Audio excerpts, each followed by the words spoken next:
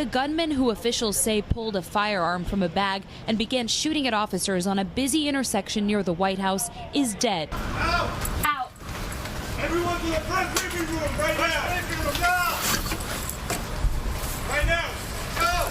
I'm going! Shot by agents returning fire. The suspect, Nasir Best, taken to a local hospital where he later died. The 21-year-old was known to police and Secret Service with a history of mental health concerns, according to multiple senior law enforcement officials. A second person who authorities believe to be a bystander injured in the shooting.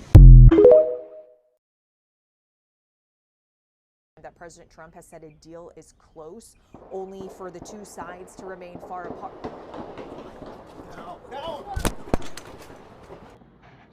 One more time, just in case you missed it, listen to what she was saying before the shots rang out.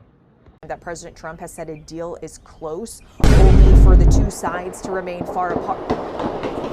That President Trump has said a deal is close, only for the two sides to remain far apart. Now, why don't we take a look at what's actually going on over there, shall we? ما آماده‌ایم در گفتگو همان که در زمان امام شهیدمون این مسئله رو مطرح کرده بودیم الانم آماده ایم که به دنیا این اطمینان رو بدیم که ما به دنبال سلاح هسته‌ای نیستیم ما به دنبال ناآرامی در منطقه نیستیم. Let's talk about Iran and this potential memorandum of understanding with Iran. Your colleague, Senate Armed Services Committee Chairman Roger Wicker said, quote, the rumored 60-day ceasefire with the belief that Iran will ever engage in good faith would be a disaster, unquote. I know that the details are vague at this point, but from what you've heard about this deal, would you support it? It doesn't make sense to me. I'm not too far away from where Pompeo is, to be honest with you, and I support what Chairman Wicker says. Look, we were told about 11 weeks ago by Hegseth and the Department of Defense that they had obliterated Iran's defenses, and it was just a matter of time before we had the nuclear material. Now we're talking about a posture where we may accept the nuclear material remaining in Iran. How does that make sense at all? Also, a 60-day ceasefire and expecting that they're going to clear the Strait of Hormuz before the terms of the deal are established also seems questionable to me. There are a lot of things that need to be explained, and as I've said before, any agreement with Iran that isn't subject to ratification by Congress is I think, going to be doomed to fail, just like the. But he up here telling y'all that they about to reach a deal. I think y'all really need to take a look at Project, maybe to give you some clarity on what's really going on. So remember, this isn't the first time that people start asking questions and he creates a whole bunch of hoopla. Let's look back at the last attempt. We looked at all of the conditions that took place tonight, and I will say, it's not a particularly secure building, and I didn't want to say this, but this is why we have to have all of the attributes of what we're planning at the White House. It's actually a larger room, and it's much more secure. It's drone-proof, it's bulletproof glass. We need the ballroom. That's why Secret Service, that's why the military are demanding it. They've wanted the ballroom for 150 years for... Huh?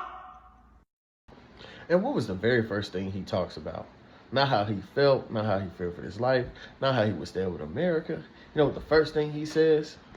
I didn't want to say this, but this is why we have to have all of the attributes of what we're planning at the White House. It's actually a larger room, and it's much more secure. It's drone-proof, it's bulletproof glass. We need the ballroom. That's why Secret Service, that's why President Trump's big ballroom project is on pause for now. He faced a major setback on Tuesday when a federal judge ordered that construction could not begin on the White House ballroom back here that he's been eager to build. U.S. Judge Richard Leon wrote, quote, "The President of the United States is the steward of the White House for future generations of first families. He is not, however, the owner." Leon was appointed to the bench by Republican President George W. Bush, and this came in response to a preservationist group's request to pause construction on the ballroom. The National Trust for Historic Preservation had sued to get the project paused as it underwent independent reviews and congressional approval. The president was not happy about this, calling that group that brought the lawsuit, quote, "a radical left group of lunatics." Shortly after, he also told reporters in the Oval Office, "We build many things at the White House over the years and they don't get congressional approval." He also justified the building of the ballroom for security reasons, saying it has bulletproof glass, secure telecommunications and bomb shelters, and major medical.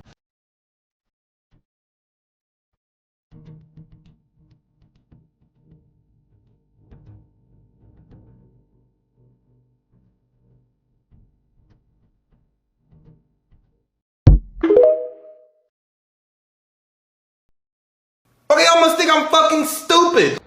So anybody who doesn't see this for what it is either willfully ignorant or they're white supremacists.